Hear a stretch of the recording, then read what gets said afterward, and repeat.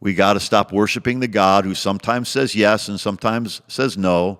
We have to worship the God who says yes to all the promises of God that he's made. We have to stop worshiping the God who encourages you to stay close to the shore.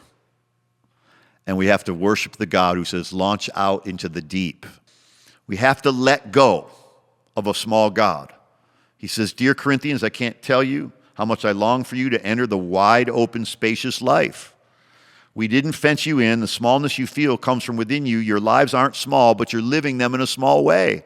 I'm speaking as plainly as I can and with great affection. Open up your lives. Live openly and expansively.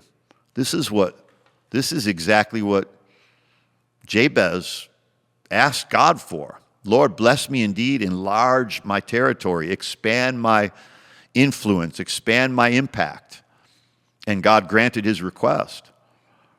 You know, when we talk about money being evil, let's talk about that for a moment, because there are Christians out there that actually believe money is evil.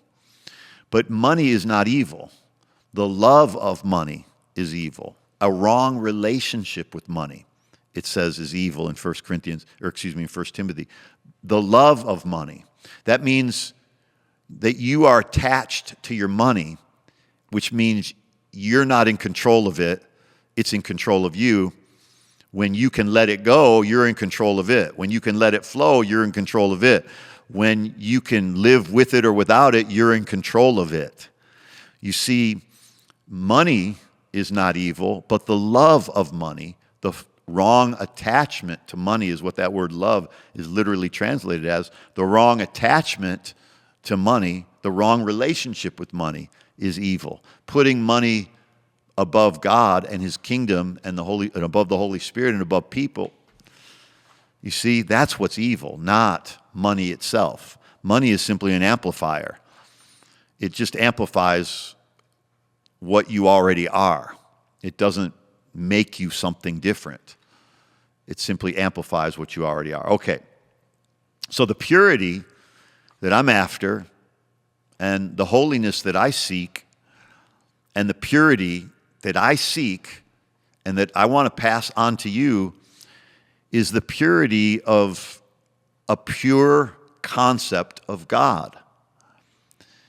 There are so many destructive ideas about God that lead to idols and false views of God and mistaken beliefs about God.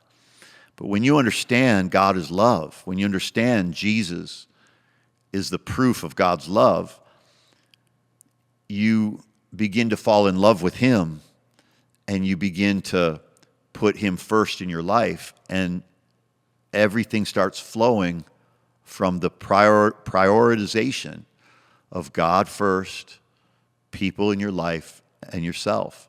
Of course, that means you got to be healthy yourself to give health to others. You've got to be blessed yourself to be a blessing to others. But the goal really is to be a blessing to others.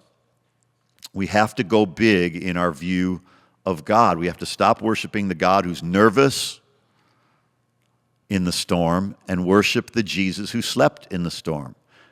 We got to stop worshiping the God who sometimes says yes and sometimes says no. We have to worship the God who says yes to all the promises of God that he's made. We have to stop worshiping the God who encourages you to stay close to the shore. And we have to worship the God who says, launch out into the deep for a great catch.